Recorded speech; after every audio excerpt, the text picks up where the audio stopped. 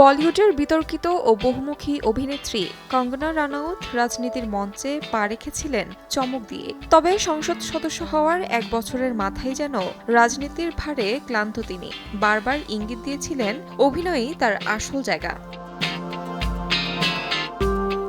সম্প্রতি সময়ে তার বেশ কয়েকটা সিনেমা বক্স অফিসে সফল না হলেও তার অভিনয় দক্ষতা নিয়ে কেউ কখনো প্রশ্ন তোলেননি। Gangster, fashion queen, Tanu weds মানুর মতো সিনেমার জন্য বারবার প্রশংসিত হয়েছিলেন তিনি। ভারতীয় গণমাধ্যম সূত্রে ফের পর্দায় ফিরতে চলেছেন মান্ডির সাংসদ কঙ্গনা রানাউত। শুরু করছেন তার নিজেরই সুপারহিট সিনেমাগুলোর সিকুয়েল। আগামী নভেম্বর থেকে শুরু হবে কুইন 2 এর শুটিং। এদিকে জনপ্রিয় romantic comedy series Tanu weds মানুয়ের 3য় কিস্তির প্রস্তুতিও নিচ্ছেন কঙ্গনা। 2026 সালে শুরু হবে শুটিং। তার আগে কুইন 2 এর কাজ শেষ করবেন তিনি।